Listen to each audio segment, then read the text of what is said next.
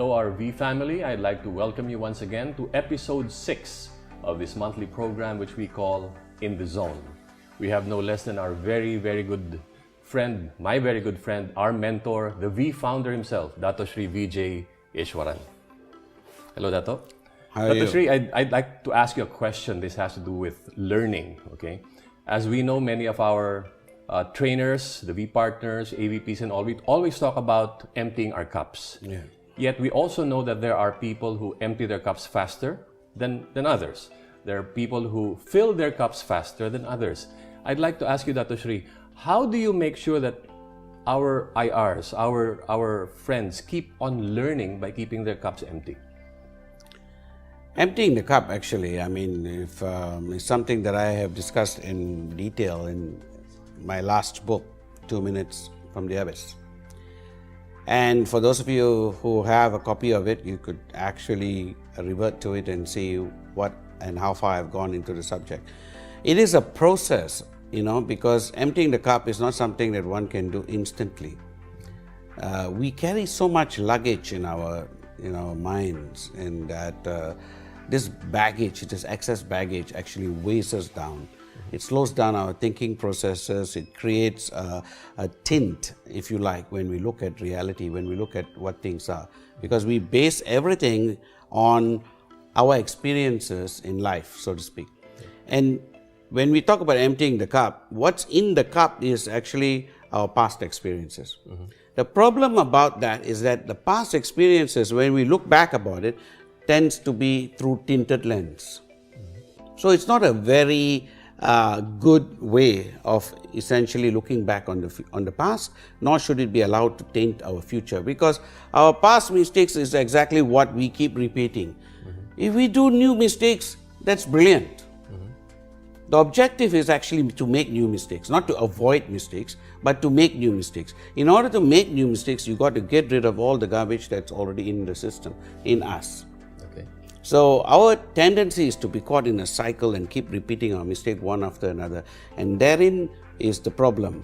Now, if we empty our cup, then we basically go back to zero. Now, in order to get to zero, we actually have to layer the emptiness. That means the first time we empty the cup, there's still a lot of stuff at the bottom. If you see old coffee cups, right, you'll see that the ground coffee stays in the bottom. Yes. So when you empty the cup, the ground coffee still remains. You actually have to make the effort of pouring in hot water, mixing it up. So emptying the cup is a prolonged process. And if it is done daily, eventually you will get it down to the point where it actually becomes more effective. Now, what you have to realize is we're carrying a lifetime of a cup with us. So when we throw the water out, all we're throwing out is just that much. And this is a long cup. Okay. So emptying the cup is something that must be done daily. But Dato, how do you actually keep people from slowing down? A lot of people lose steam after trying so hard. How do you keep them motivated to keep on learning? Essentially, it boils down to a sense of urgency. And the garbage that exists in our system allows us to think that, hey, the arrogance that we have in our system allows us to think that, hey, we are going to be around the next 10 years, the next 25 years. We are going to be there anyway. We'll have time to recover. If you want to put it, yesterday I was having a discussion with some of our high senior management. And I sat across from them and I said, if we were to have an institute of bankers, then we can have an institute of bankrupts. Okay. All right. Now, if you had an institute of bankrupts, right, their tagline, their motto of the Institute of Bankrupts will be, "It will be fine." Okay. It will be fine. You can put that on the tombstone of many people, because in essence, that's their life. It will be fine. It will eventually be fine. So it will be fine is a mindset that does not allow us to improve. True. You get my point? Yes. They sit back and basically say to themselves that, okay, I will repeat the same mistake twice or 3 times or 5 times because eventually it will be fine. All right? The reality is that life is harsh. The reality is that there are no second chances out there. And the reality is that people actually lose their lives every single day. The reality is that if you do not take this precious moment that you have right now, this day that we take breath every second, and treat it as our last day, then we are wasting it. Very true. And every wasted day just takes us closer to an empty life. You see? And a lot of people have a life that has been empty for so long, and they have got used to that emptiness. They have got used to that mundane day-to-day existence. They come to accept it as this is life. Instead of which, this is a moment where we live, where we can actually change everything. Are you with me? Yes, Dato'. The course of our life moving forward changes the instant you decide today. But that means you must have a sense of urgency. Right. So the sense of urgency is how it switches me on. I mean, in essence, I get up in the morning, I actually get up running. And I have to slow myself down, take that hour of silence, repurpose myself. And in Japanese, they have a beautiful word. It is called ikigai. Ikigai. Ikigai. What does that mean, Dato'? Ikigai essentially is not easily translated. And it is a combination of your purpose in life, all right, your passion in life, as well as your commitment, so to speak, your family, your vocation, your service to the community, to the country. All of this will overlap, and right in the center of all that is ikigai. So it is a way of living a nobler life. So to find your ikigai is really the duty of everyone. And when they have the ikigai, they don't need to look at the clock when they come into work. They don't need to look at, no one needs to push you to work. No one needs to drive you, because your ikigai is enough. It's self-motivation. Is that? It is, yes, it is in essence to find that purpose in your life, right? So ikigai is that purpose, if you were to put it in a milder sense of the word. But if you actually go into it, you can write a whole book on it, on ikigai.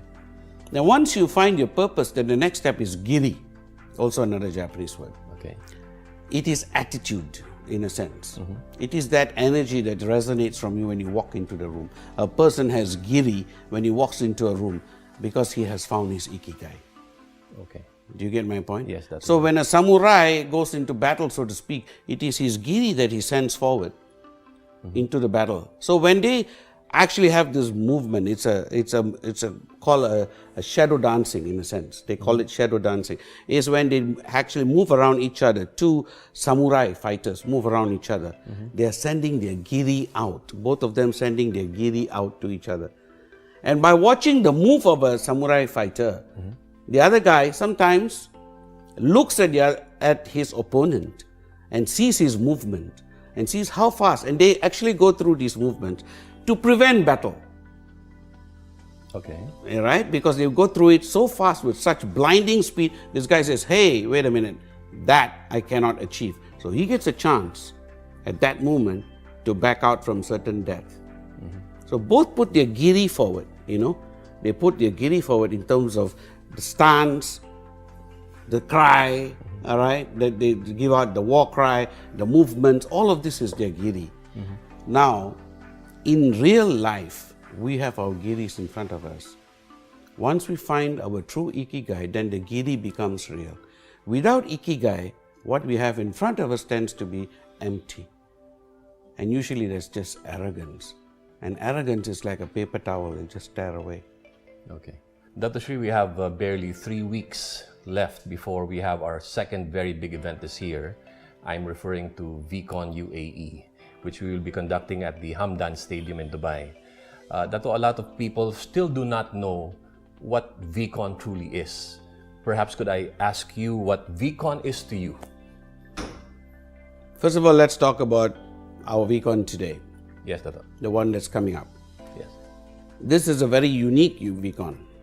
Why? Because it also represents a time where we will be celebrating our 19th anniversary. Yes. 19 years is a good run. One of the arguments that I would constantly put forward to people who come forward to discredit us or in any way, make disparaging remarks about us is very simply, no one can be that lucky for 19 years. So a company that exists for 3 years is a good run. A company exists for 5 years, it's already into the arena or into the sphere of being essentially its own identity. It's beyond the stage of being, a gambit. All right? It sets a platform for it's real. The company is around 15 years. Well, that's saying a message to the world. We are here to stay. But we are into our 19th year. True. Which means we are just 1 year short of 20. With 2 decades behind us, we are a company to be reckoned with by any standards. This VCon represents that. So this VCon to me, however, is something that to most people who come, VCon is not just about the event itself. It's a culmination. So they have been preparing for it for months beforehand, if not years beforehand. And people carry the VCon back. In essence, there are people who are addicted to VCon. All right? A lot. Yes. And they come, year after year because they simply cannot experience that drive, that energy, that passion. It's almost an overdrive effect. Are you with me? Yes. And when they come in there, it's like moving from a propeller plane to a jet plane. So the speed and energy and the sense of urgency all increases. And for a networker, this is his lifeline. The rest of the world is illusory, but VCon becomes reality. You see? And when they come in that sense and they draw that energy from VCon and they go back into the world, then they actually cut through it, the world, so to speak, like a hot knife through butter. But Dato, for somebody who's never been to a VCon, and there are a lot of them who have not been to one, what should they expect? A life-changing event. It's a paradigm shift. There's no other way to describe it. I mean, if you have never been to Disneyland, right? If you have never been to Paris, if you have never been to Tokyo or London, you cannot describe it. Right. Are you getting my point? To watch VCon, it is a volcano erupting. Are you with me? Yes, Dato. You have from over 90 countries, 20,000 people at least coming in, representing all sizes and shapes of humanity at every level, every tier, from children all the way up to people who need, wheelchairs. Are you with me? We have people who are coming from every category you can name off in so many languages, and they all come together without color or caste or creed or country, any divisions. They come together because the recognition is we are one. And not only are we one, there is a further recognition beyond that. We can.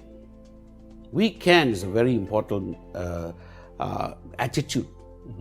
Aptitude is something that's already out there for them to learn. Skill sets, all right? They need the skill sets, they need the training, they need materials, they need products, they need all of that. That's to build their aptitude. Attitude is what they get in VCon.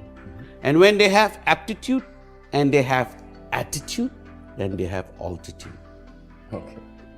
Dato, one final question, particularly about the VCon in the UAE. A lot of people have known that we've had our primary VCon, or our main VCon has always been the one in Malaysia. Yes. But this time, for the past couple of years, we've been having a second VCon in Dubai. Would you consider this to be anything smaller, less, maybe, than the other VCons? First of all, it's not the second VCon. I don't even call it the second VCon. As far as I'm concerned, it's the same VCon. Okay. All right. In essence, we are still having the same VCon that we had in Penang, in Malaysia, except that it's carrying over, into Dubai. Okay. For most of us, the time space in between is just fleeting. Because for those of us who are in the planning of VCon, we are already into planning Dubai as we leave Penang. So it is to us one continuous line, so to speak. And there's nothing incongruous about it. Are you with me? Yeah. Now, it is basically, us being prepared for changing our lives. And every VCon leads us one step further into it. So, for me, what is magical about Dubai as opposed to Penang, and this is where we can't do apples to oranges, is that Dubai, in a sense, because of its setting, so to speak, Malaysia always has its appearance of being the home, and Dubai is the rest of the world, so to speak. Yes. So we have just gone, essentially from home to the rest of the world. Thank you very much, Dato Sri. Again, I would like to thank our very special founder, friend, and mentor, Dato Sri Vijay Eswaran, for another truly brilliant session today. I learned a lot today, Dr. Sri. Thank you very much. Thank you all for having joined us.